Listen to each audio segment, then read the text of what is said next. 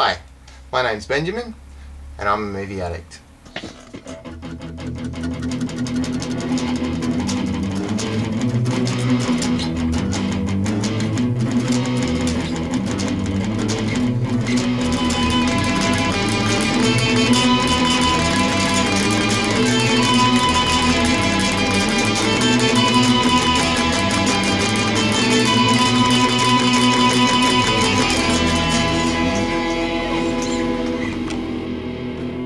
Growing up, I was a huge fan of Astro Boy. It was one of my favourite cartoons.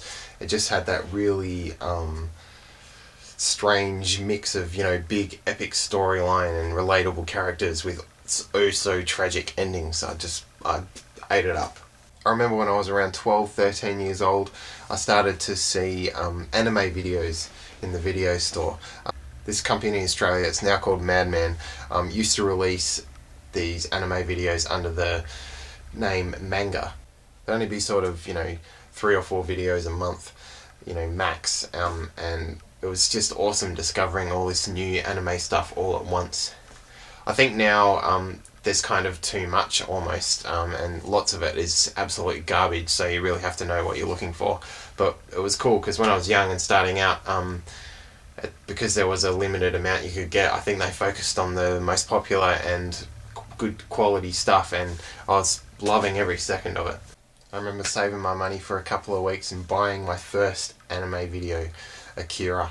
Katsuhiro Otomo is creator, writer and artist on many great manga titles, such as Domu, A Child's Dream, which is fantastic, The Legend of Mother Sarah, but his most famous was Akira, an extremely long-running series that was epic, and the film is just as epic.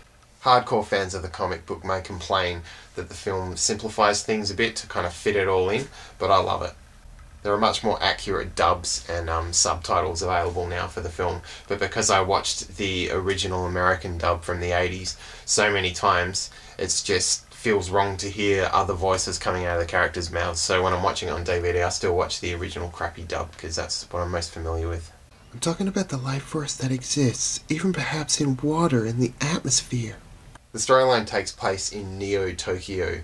There's been a big World War III, and this is kind of society getting back together. It's kind of this weird police state vibe about it. The youth are all, troublemakers that are involved in motorcycle gangs, and there's lots of ultra-violence and this kind of thing. Kaneda and Tetsuo are best mates, and Tetsuo is involved in a motorcycle accident with a government experiment, and the government takes him away and starts doing all these kind of tests on him.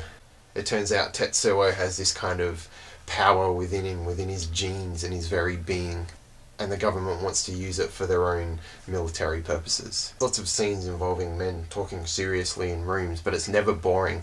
The animation is absolutely amazing. Like, it's very, very slick and, all hand-drawn stuff. It's just incredible.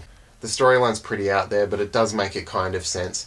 But it almost seems like the artwork is a little bit more important, and the kind of epic scale of the thing and the simple kind of messages about the abuse of power are more important than making a storyline that makes normal kind of chronological sense.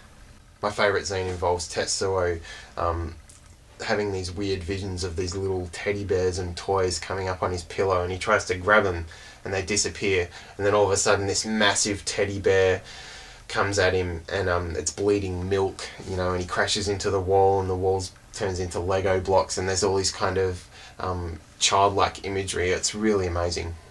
Eventually Tetsuo's powers become enormous, and his whole body starts expanding to these ridiculously epic, huge sizes, and it's almost like this weird idea of energy returning to the universe or something. Like, it's really esoteric, crazy stuff, but it totally works, and it's this is classic epic Japanese cinema where the end is so enormous that it doesn't make sense. If you enjoy watching animation and you've never seen this, then you're definitely ripping yourself off. This is definitely my favourite animated film of all time.